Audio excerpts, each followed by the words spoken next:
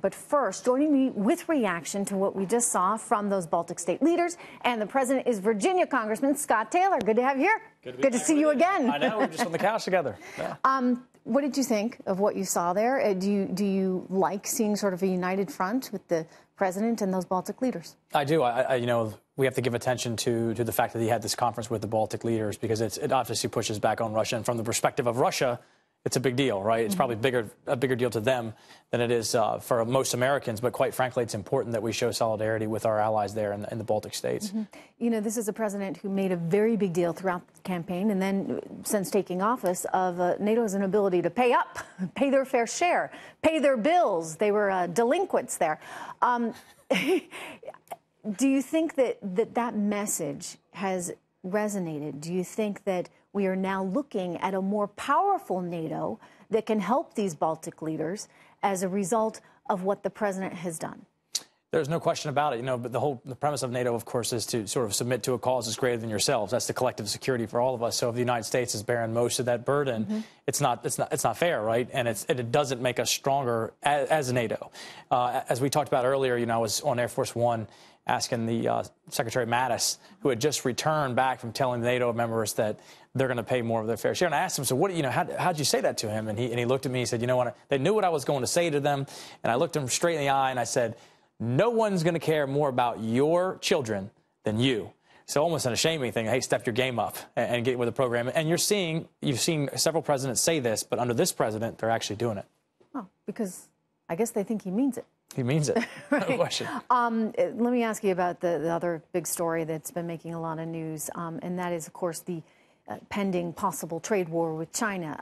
The president wants to reset a lot of these trade agreements that companies have gotten rather used to, and so they're a little unsettled by this. It's partly why you saw the downside yesterday. I think it's an overreaction, and if we don't do this now, frankly, we're going to have to be dealing with it 10 years or 20 years from now when we don't have as much leverage.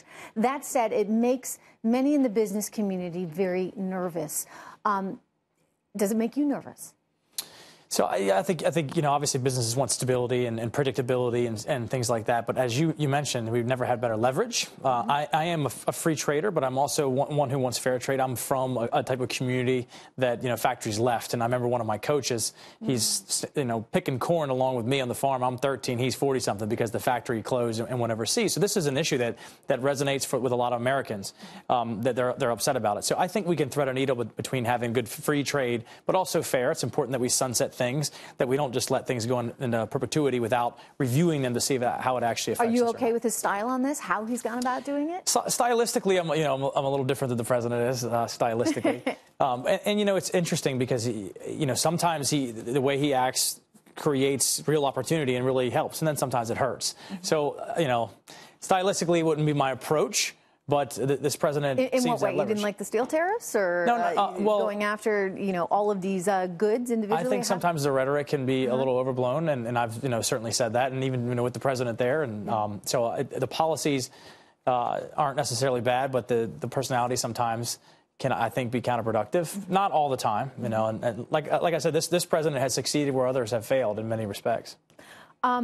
Let me turn to another big story, of course. So we got a lot of stories right now today. Sure, there's a lot of news. And I want to ask you about Amazon, but before Amazon, the caravan of Hondurans making their way through Mexico right up to our border. Pretty soon they're going to be in Tijuana, and then we're going to have to deal with possibly all these asylum hearings.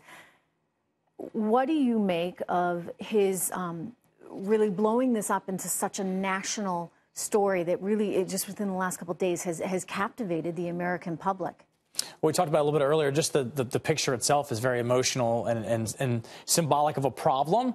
And also, depending on what side of the aisle you are on immigration, that picture in itself is very powerful as a message to prove your political point. So I think it's a lot more politics. I'm not concerned that those folks are going to get into America, because I think we're going to be fine on the border. I think the pressure that the president's put on Mexico, as well as our men and women that are on the border, are going to do a fine job of dealing with it. But it's obviously bigger than the actual issue, right? It's used as an emotional, political symbol, quite frankly. And the president has done a very good job of making it into a political symbol. Speaking of political symbols, and someone that he doesn't like that much, Jeff Bezos and Amazon, he has taken now to attacking Mr. Bezos and specifically Amazon.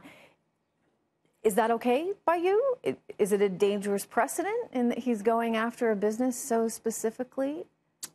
I think it can be a dangerous precedent. I think there are other issues with Amazon as a company, I think, that probably need to be addressed as opposed to the post office issue. But I think we should calm down a little bit in the rhetoric.